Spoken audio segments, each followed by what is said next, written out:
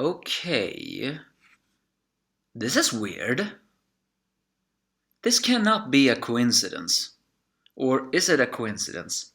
Or is this a sign? I mean, my whole week my week didn't start so good, and seeing that I'm a guy that believes in curses, I actually believe that, was this a sign that something is about to change for the worst? Hi, for those who are watching, I am the Angry Anime Fan, and I'm talking about Black Clover chapter 128.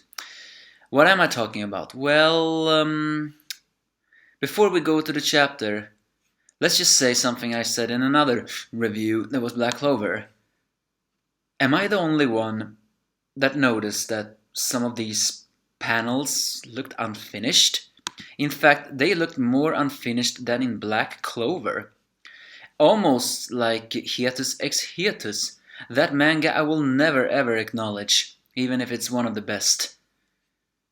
It's unfinished art? Why?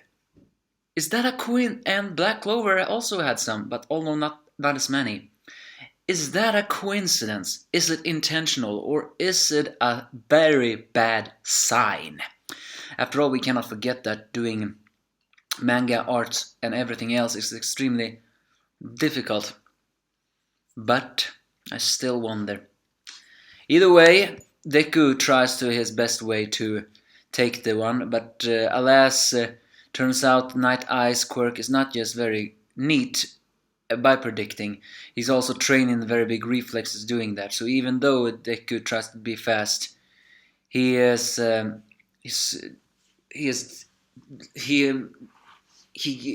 overpowers that by just simply moving out of the way. As Deku says that I am All Might's prodigy, but Nighteyes continues to emotionally provoke him. He tries to do distractions, try to do anything else, tries to even to see if there's a pattern. But as much as he tries, he fails, although he seems to be very close. And in the end, 3 minutes pass. However, he then noticed something. As much as Deku has jumped around, he also says something like, you lost focus. Why did you lose focus? Because I didn't want to step on the All Might's movements.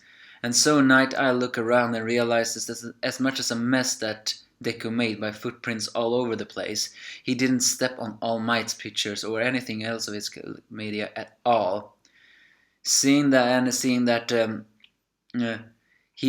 so that's a bit sign that Deku has at least evolved a little bit, saying that as much as he was jumping around like Gran Torino, he did not step on that one. So strangely enough, Nighteye does a light chuckle because as much as he was moving around the surroundings and countermeasures, he still didn't step on anything else. So in the end, even though Deku failed with that test, he employs him. However, and then he claims that he was doing to do it from the very start. Although I'm not exactly sure if he's lying. But that may seem to imply that maybe Mirio do not know that he was supposed to be the successor. However, even though he does say to Deku that he will employ him, that does not mean he will acknowledge him. So he's saying it with a little bit of hidden hints that all the citizens of this world, without their symbol, do not need to looking at a faint one light. They need to look at a dazzling one. So I intend to make clear who is capable of that power. So Deku realizes that the only way, so he's actually employed in a way for Nighteye to tell him, give up. However, Deku with his resolve says that he will now do it, and foreshadows that they will go on a strange relationship. Although I'm not so sure if that's hinting towards despair. So later they go towards surveillance, together with Mirio, Bubble Girl, and Deku. And they are actually immediately going to hunt for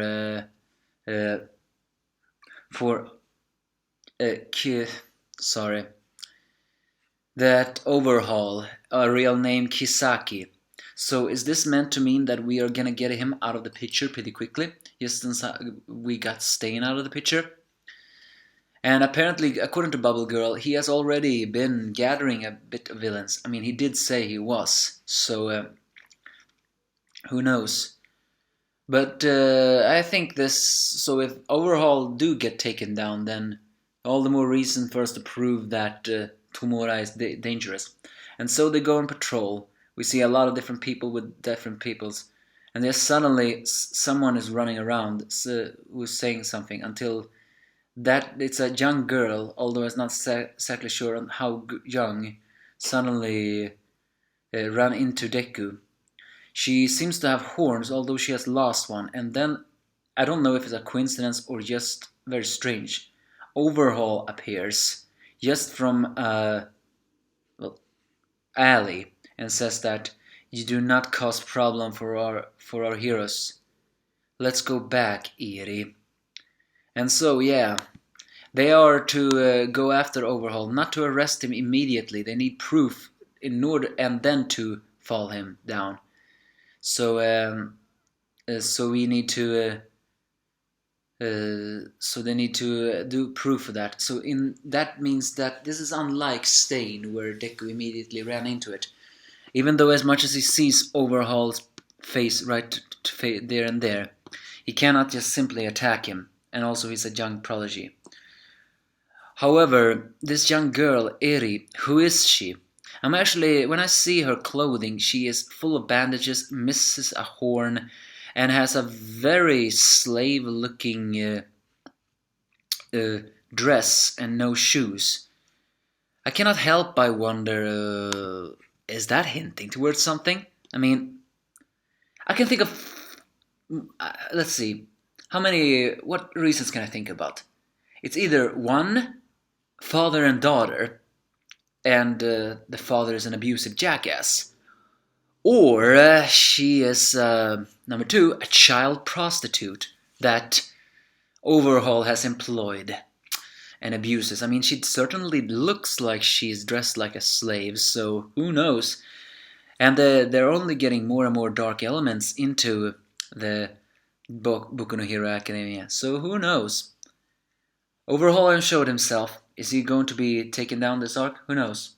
That's basically this chapter. But yeah, the art. I have to say I am very worried. Since when did this Boku no Hero Academia become Hiatus x Hiatus? I certainly hope someone tells me pretty soon. Because I hope that it will not go the same path as Hiatus x Hiatus. But who knows? It's a terrifying, dangerous world for successful manga authors. So give me your thoughts if you have any.